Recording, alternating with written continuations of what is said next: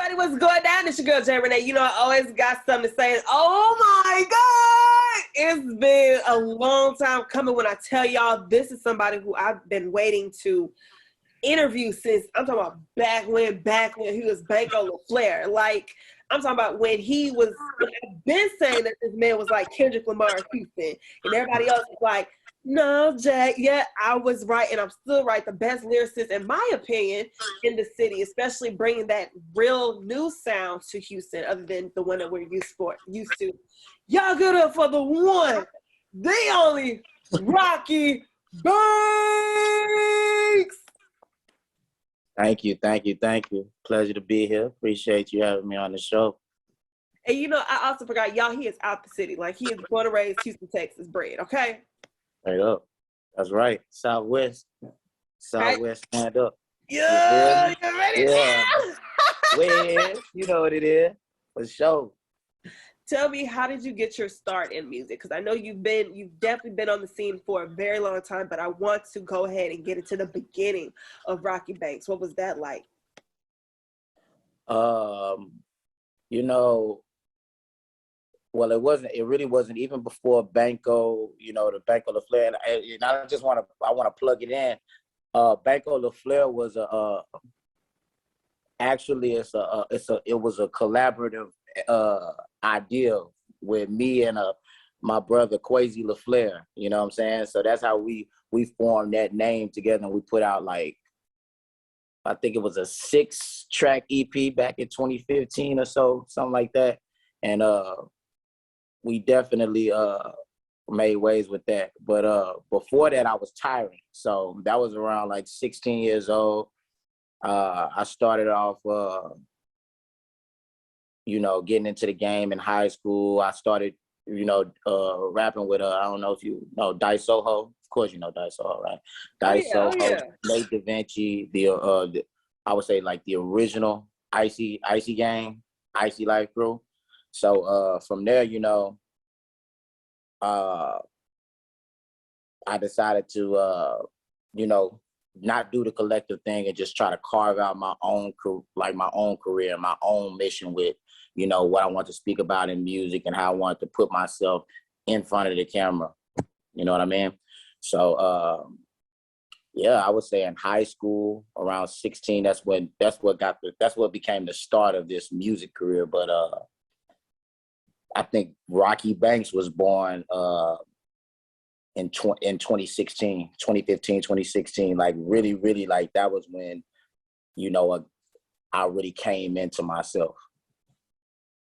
Talk about discovering your sound at such a young age and how you perfected it in leading into, let's go into your first solo project. In other news, I don't do drugs anymore.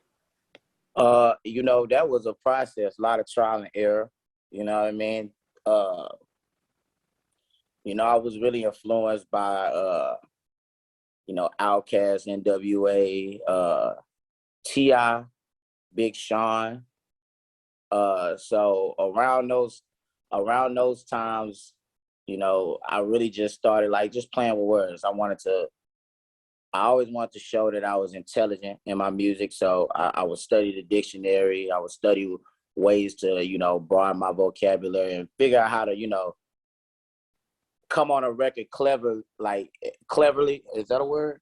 Cleverly, you know. And yeah, we're gonna make that a word. We're gonna make it a word.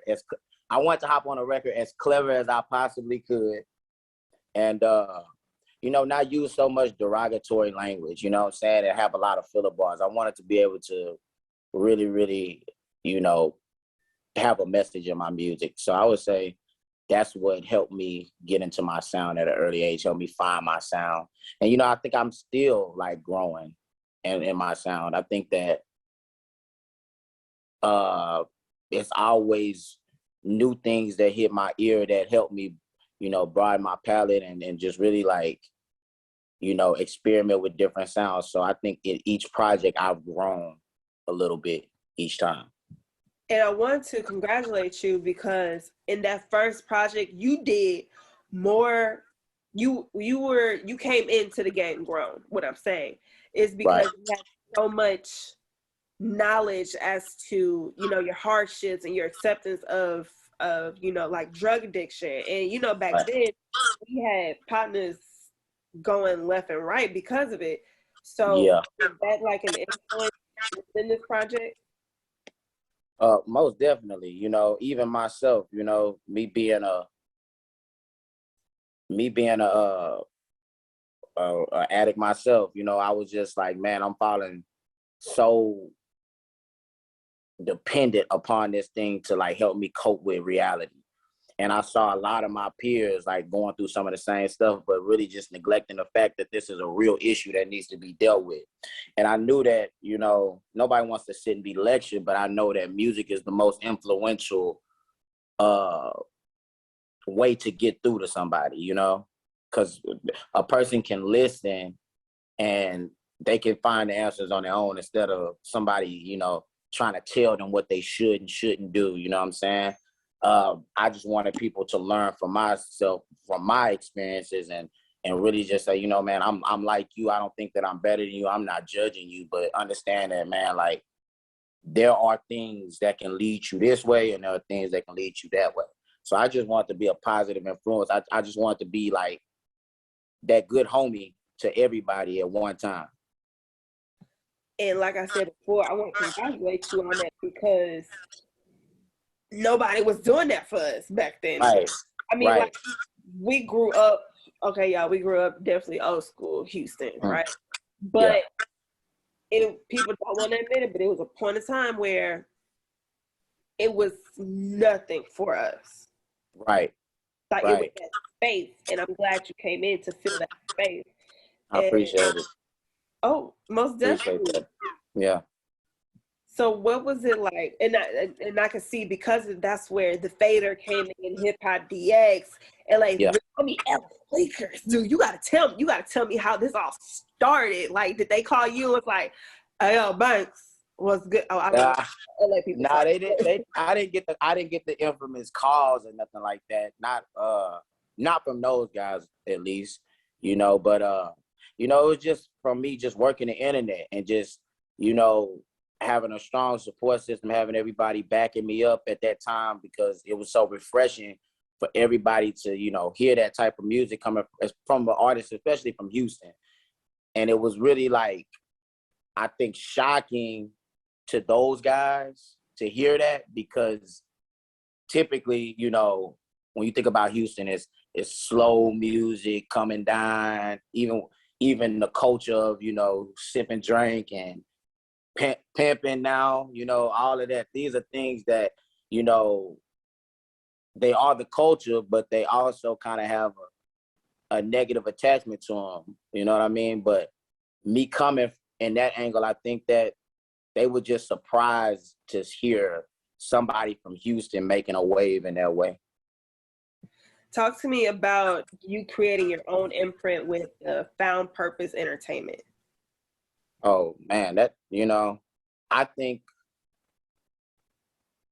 out of all the decisions I had to make throughout my music career, that was the easiest decision. You know what I mean? I wanted to have something of my own. I wanted to, you know, nurture something as a business. I want to come in knowing the business and not be one of those artists that was at a disadvantage, you know, coming in, not knowing, being super green to the industry and getting taken advantage of. So I figured if I knew what it takes to run a label, there was no way somebody could tell me anything differently, you know, to make me think that, oh, are we spending money on this and on that? Because I know that I've been scaling on a lower level. All it is more currency. So it's no need for you to do this when we already got this going on. You know what I mean? So the first process was, you know, get your LLC. Small business owners, all my Black people, get you an LLC. You know what I mean? And protect your business. If you're an artist, definitely protect your business and protect your, you know, your art. You know, have your PRO set up. You know, register your songs with Song Trust. All of those things. You know, just be well rounded in the knowledge of what you're getting into, because it'll definitely help you out in the long run. I want to get into it with your sophomore project. that was Trustin' Banco, right? You Yeah. put in more than over 70,000 hits on Live Yeah. Mix. We're not like that. This is just on Live Mix. It was more growing like now. 10 times more everywhere else. Y'all don't understand. You just heard the man say he did this by himself. You know what I'm saying? Sorry, that's the L.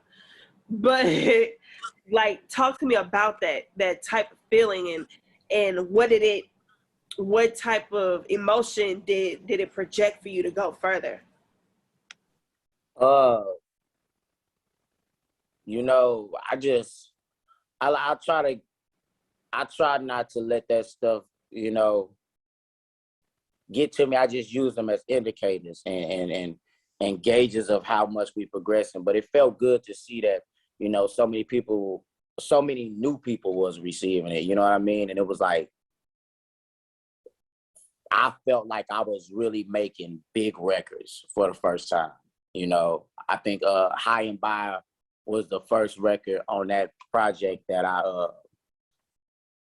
recorded, and that pretty much set the tone for me to really, you know, understand that coming out of, you know, in other news, I don't do drugs anymore.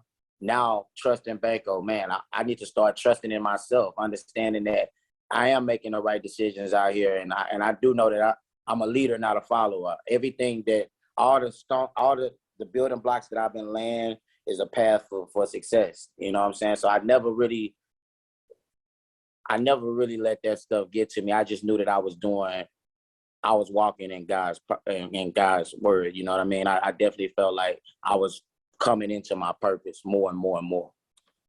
And I love how you are in tune with yourself as well as your spiritual side. Talk to me about that journey, being in tune with self and your spiritual side, and making you an entirely better person. You know, understanding my weaknesses. You know, understanding my weaknesses, and I'm still growing. I'm not gonna sit up here and be one of those, you know, those people that's like, I'm always super positive and I'm always this. I have days where, you know, I can get down and life comes at me. But the thing is, being in control of the controllables, that's what I feel really helped me move forward in my spirituality and just coming into myself more and more, just understanding like, man, you know, that shit, you mind if I curse? Okay, you know, like that shit doesn't matter, you know? You can't do shit about it, you know? At the end of the day, that shit is gonna happen. And once it happens and it's all over with, guess what? That shit coming again. So me just understanding that life is one big song for me. I know that this is one big album, actually. One big album. Like, I got the sad songs, then I'm gonna have the turned up songs. I'm gonna have the cool, I'm content songs. You know what I'm saying? So I just know that this is whenever something happens in my life, I just look at it like this is the song that I'm on right now. And I want everybody to listen closely to this interview because, man, Rocky Banks dropping gems after gems after gems, and I'm just like, damn. Yeah. You know, that's partially how I came up with the name Found Purpose. You know what I mean? Literally, in that moment, I felt like this is what I was supposed to do. This is what I'm supposed to be doing.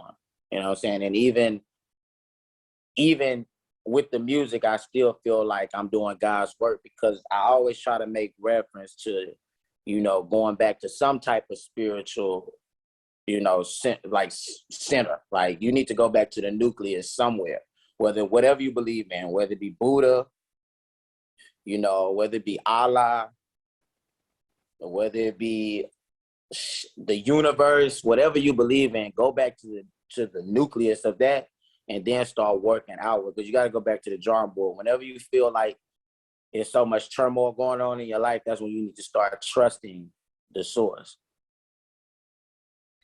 Man, look, we gotta go into it with Banks' Big Little Brother, 2018 release, and you did even more numbers than you did with Trust and Banco, getting more than 350K streams on Spotify. Yeah. You got to tell me, what was that? What was that the confirmation you needed to keep going? Yeah, because I actually got my first million actually off of a record, but it wouldn't have been accounted to me. Somebody actually ripped my Through the Phone record off of SoundCloud. And similar to how you know how Soulja Boy used to take songs and put them on the internet underneath people, the guy did that under the same. I guess he was trying to help me. We talked to him, and I told him, you know, I'm just probably gonna get flagged, bro.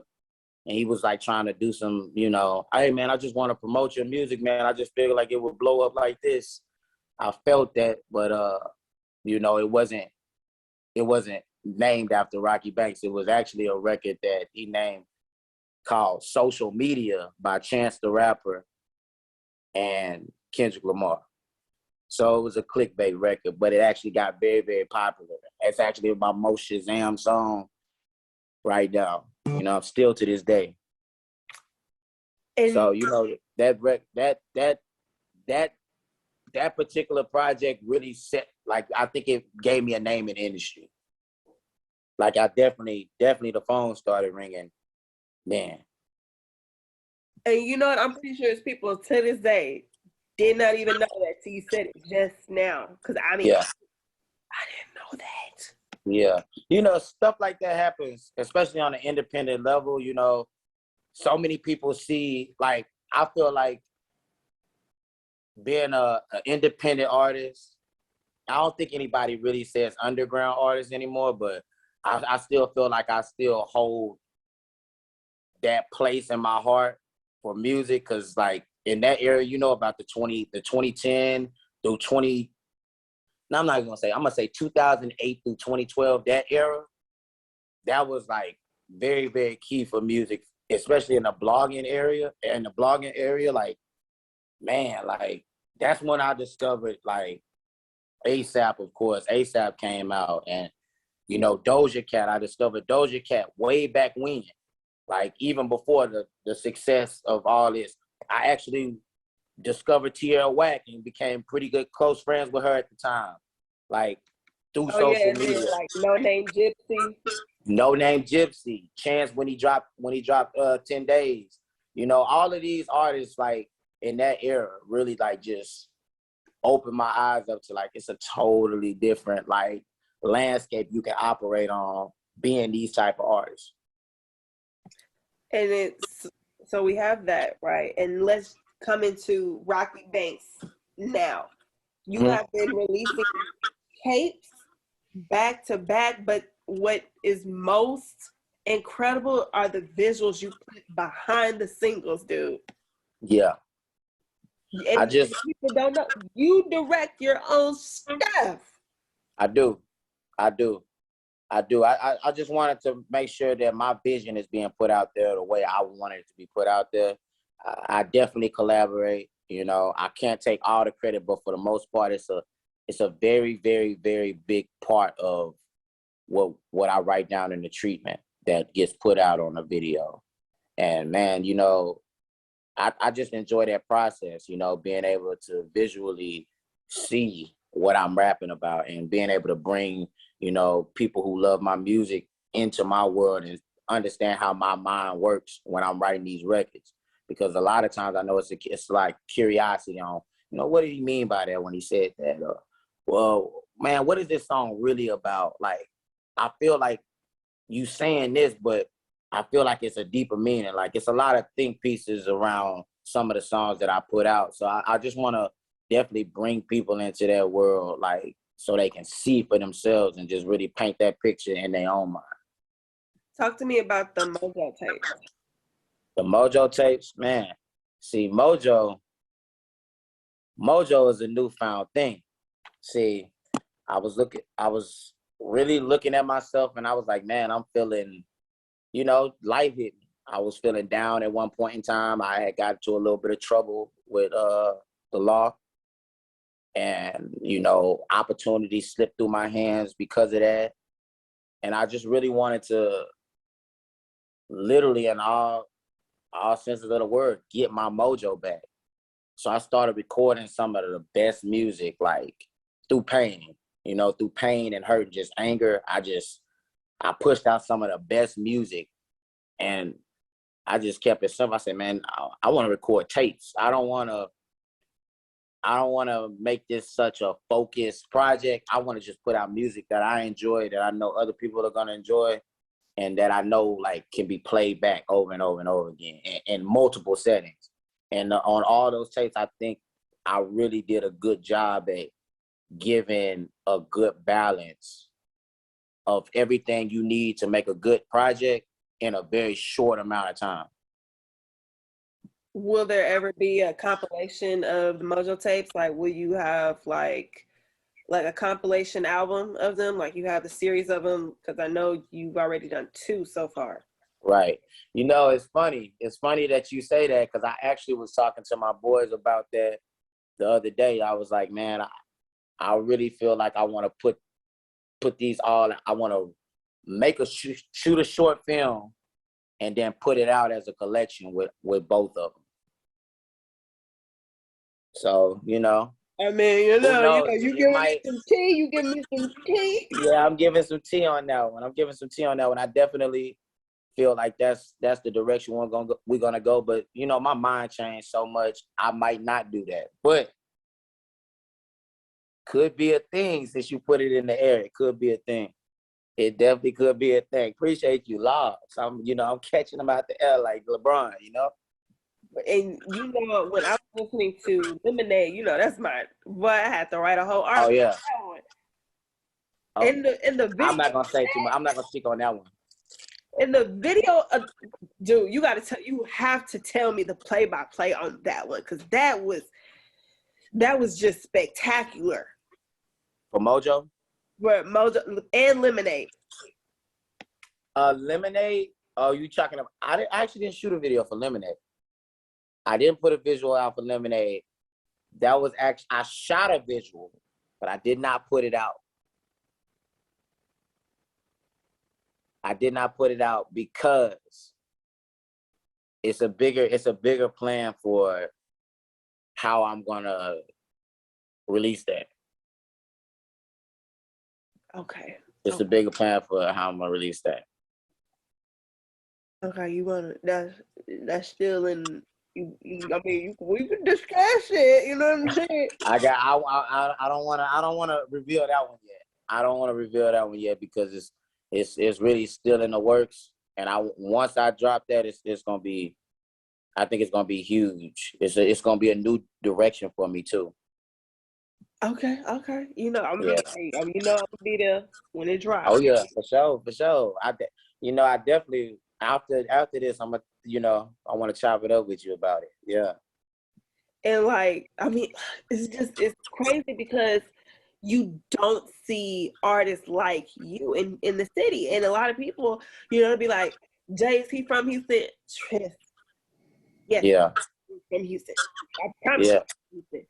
And I think it's your transparency, your lyricism, and your honesty. Yeah. A lot of people think transparency and honesty is the same. It's not, in my opinion. But because you have those 3 things and you're in tune with yourself, that's what completely sets you aside. That you can stand on your own without a label. No, I'm not gonna say we're not, disclaimer, we're not anti-label, guys. We're not anti-label. I just want everybody to know that we're not anti-label. It's very difficult to operate on the level that you need to as an independent artist without a primary investor. I won't be completely, honest about that. You definitely have to work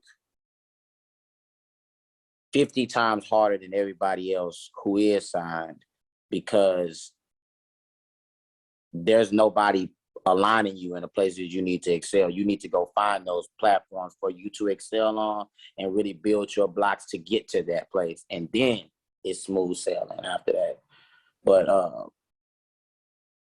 most definitely appreciate you, you know, saying that. I definitely see the growth in myself every single day, and I definitely, you know, give myself pats on the back, and always show much gratitude to everybody who's always pushing me to keep going forward and keep my morale high. You know what I mean?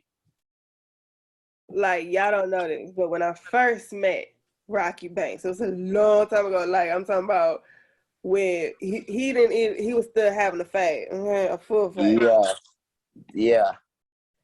I was struggling. I had the little struggle twist. Ooh, you know, the Dookie dreads. Yeah. Well. So this is, when I say this is an interview that I've been just waiting to do, because I mean, like I told you, man, I'm a fan. I ain't gonna front. Like I told you, I'm a fan, man. I appreciate you. You are literally cleansing the palate of Houston. Mm. And y'all, this is, again, it's no shade to anybody, but we need that type of cleansing. Mm. Yeah, we do.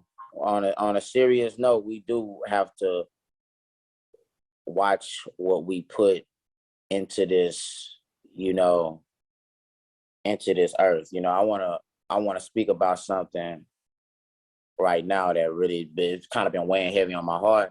It was two kids playing, one 12-year-old girl and a 13-year-old boy playing with a gun, and they accidentally shot themselves. You know, and the way they were speaking before the video was so much of it just sounded like no hope of living. I'll down you right now. I'll kill you right now. And it's all stuff that we hearing in the music. Everybody's pushing to kill or slide on this person, on that person, and get back and get it back. And it's like, man, we gotta stop pouring that into our community at the end of the day, because it's like, when you take somebody's life, you not only taking their life, you taking somebody's son or daughter or brother or sister or aunt or uncle. You taking somebody away from somebody else, mother or father. So we got to understand that we gotta preserve ourselves, man, because we already have another side that already made it hard for us to live out here, and we making it easier for them to kill us. So, you know, I just wanted to speak on that real quick and just say, man, you know, let's do better as artists. And I'm gonna continue to push, you know, that narrative of positivity and just, you know, better decision making. Are there any artists in the city that you are currently working with or that you hope to work with? Yeah, I actually just worked on a project with a bunch of artists from Houston. It'll be coming out soon. I can't personally speak on it right now because, you know, it's not my, you know, place to say, but it's gonna be a real good project for the city, and it's definitely gonna be an opportunity for everybody to hear like some of their favorite artists actually come together on a project. You know what I mean? So, man, you know, I was shout out to Doe Man. You know, Doe Man doing his thing, pushing that brown pride. You know what I'm saying? Shout out to him, man. I see you. I'm currently working with Freddie Inglewood. I just had Keith Jacobs on my last project, Mojo Tapes Volume 2. Stopper, Stocks, Wolf DeMichaels. Man, you know, it's a lot of artists. I don't want to miss nobody, but I'm tapped in. I'm tapped in with everybody. Shout out to Jiffy Rockets. You know, she's an artist here in Houston. She actually did the tag for my album Young Banco Baby. That's her voice on there. So yeah, she's definitely a awesome artist, and she does all of her own beats. So that's somebody that you might want to check out. Shout out to my boy Lee Kicks, who produced all of Mojo Tape, Volume 1 and 2, the large chunk of it, if not, yeah, pretty much like all of it, except for 1 or 2 records. And man, y'all know what it is. Blair, shout out to Blair. Man, y'all know what it is. You know, everybody who I'm working with, man, y'all know it's all love, bro.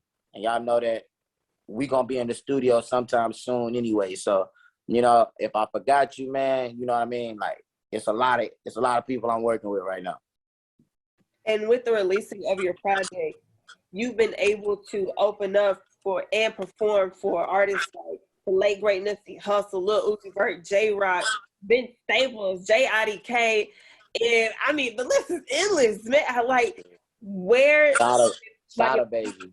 If you could see yourself when you were younger, what advice would you have given yourself? Bro, don't wear your emotions on your sleeve. You know, don't ever let nobody know what you truly thinking in moments that it wasn't warranted.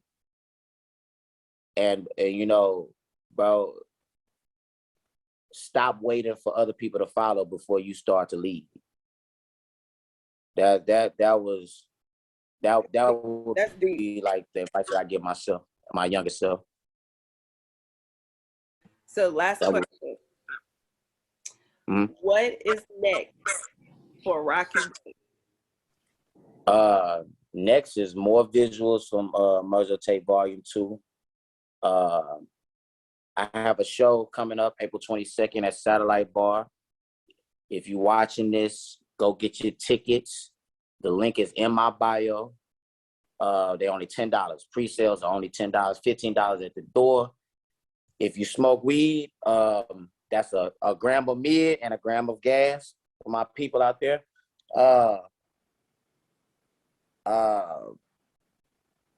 We're trying to set up some tour dates.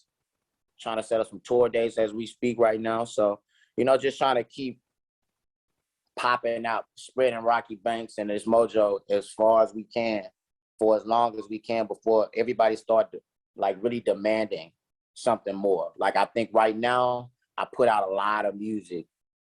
I put out a whole bunch of music. So now I want to give more visuals, more live performances, more touring, more seeing. I want to go overseas. So we working on getting overseas and working with some artists out there. I actually just worked with an artist from New Zealand. Well, he's an artist and a producer. And man, I got to tell you, we probably cut one of my biggest records. Like, I honestly feel like this is one of my biggest records, and it doesn't even sound like me. I push myself way outside of my, you know, my comfort zone with this record. And it's still me, but at the same time, it's so much bigger than the music that I've been putting out. So, you know, I'm living in the growth right now. I'm enjoying the growth. I'm enjoying the, you know, the process of becoming a better artist. And, you know, I'm gonna continue to spread this mojo, man. Spread this mojo and continue to grow the team, grow the fans, and you know, get to that, get the gusto, you know what I mean? Get to that level of achievement so we can all turn up and say, hey man, they let a gang in this motherfucker, you know what I mean? They let a gang in here. They let a young black boy, a young disadvantaged black boy from the country, really, honestly, from the country, if you want to put it in, you know, because you know how they look at us down here and they say we country and shit. We made it to the big times, and we made something out of nothing. Just the idea.